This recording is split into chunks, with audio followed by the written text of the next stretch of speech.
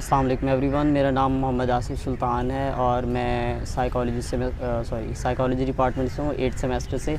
और आज जो बुक मेरे हाथ में है और जिसका मैं काइंड ऑफ रिव्यू समरी वगैरह करने लगा हूँ, इट्स उपनिषद की ट्रांसलेशन है by an Indian scholar Eknath Eswaran.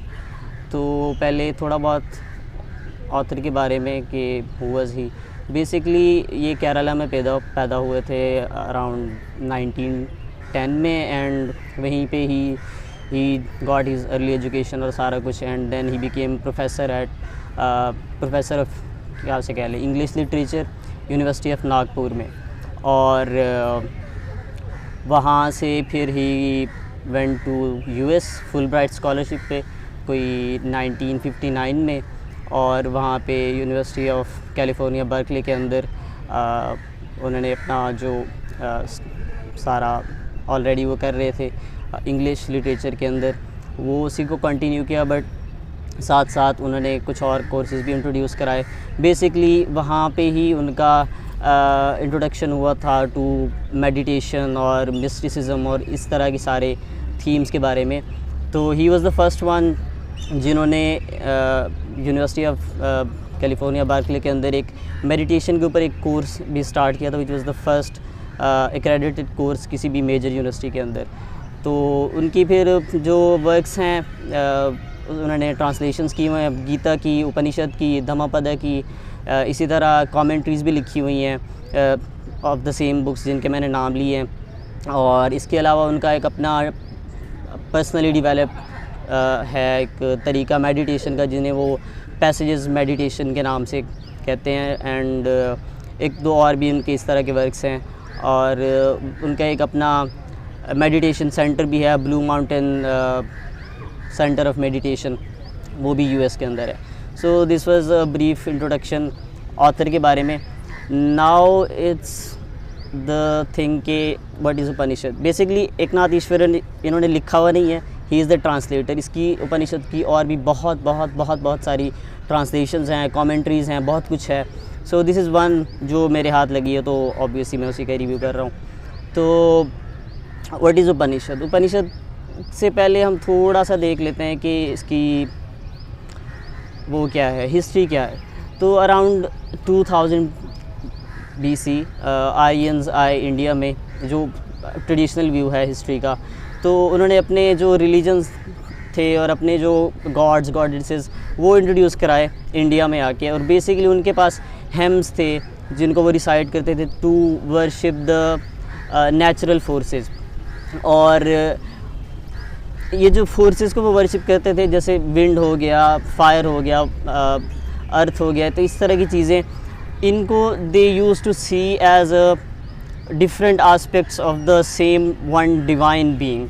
और इनको वो कहते थे कि this is the same one divine being जो डिफरेंट तरीके से ख़ुद को ज़ाहिर कर रहा है, और इसको they used to see it with the point of view of love and reverence rather than fear.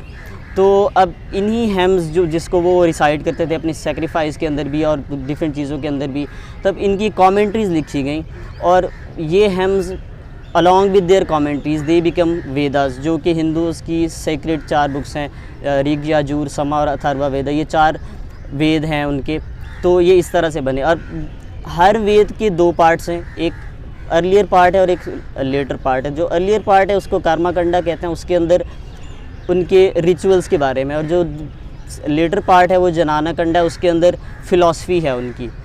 तो बेसिकली ये जो उपनिषद है ये भी उसी में से आता है, मतलब जो लेटर पार्ट ऑफ वेदास हैं। तो although it is attached to Vedas, लेकिन इसका जो थीम्स हैं, इसके अंदर जो टीचिंग्स हैं, they are very independent of Vedas.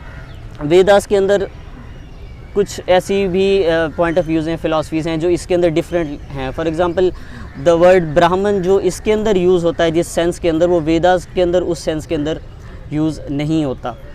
तो अब द वर्ड उपनिषद का ये मतलब है to sit near down.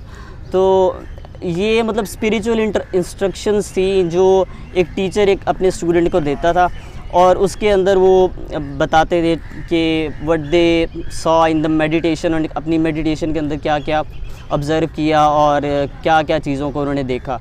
So this is all about that. तो अगर इसके सेंट्रल थीम के बारे में देखा जाए उपनिषद के बारे में, तो इट्स जस्ट बहुत ही एक सेंटेंस में बयान किया जा सकता है, और वही है कि आत्मन इज़ ब्राह्मण। आत्मन और ब्राह्मण जो है ये सेम है।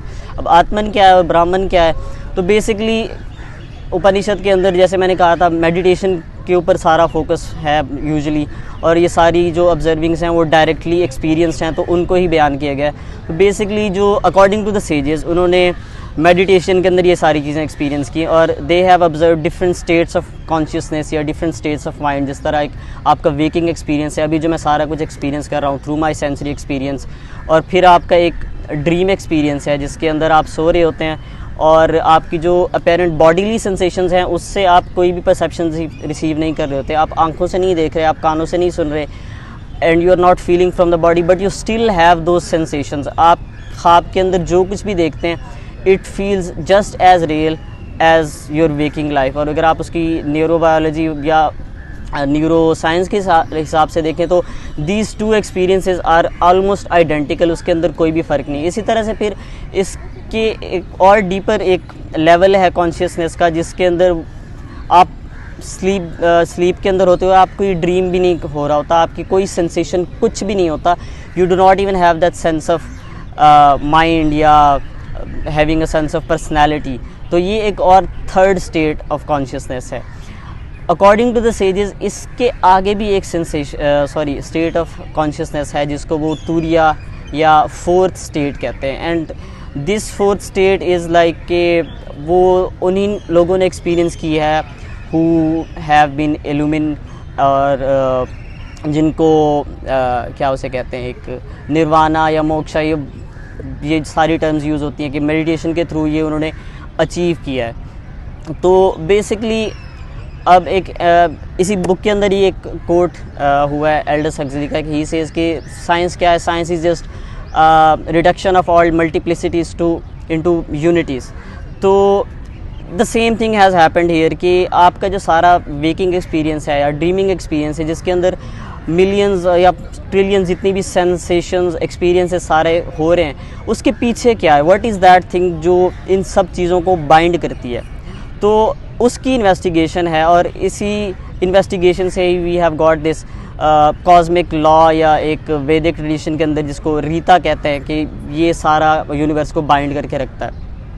So as I was saying कि बेसिकली वो साइंस की ही है जिससे आप रिडक्शन करते हैं, तो इसके अंदर भी वही रिडक्शन वाला ही कॉन्सेप्ट है। बट उस साइंस के अंदर जो वेस्ट में डेवलप हुई और ये जो यहाँ पे डेवलप हुई, the difference between those is के वो नेचुरल वर्ल्ड को ऑब्ज़र्व करती है, जो ऑब्जेक्ट है उसको ऑब्ज़र्व करती है, और ये जो है आपके अंदर क्या है, वो नोअर क्या है जो उस चीज़ को देख रहा है, उस सब्जेक्ट क्या है उसको एक्सप्लोर करती है।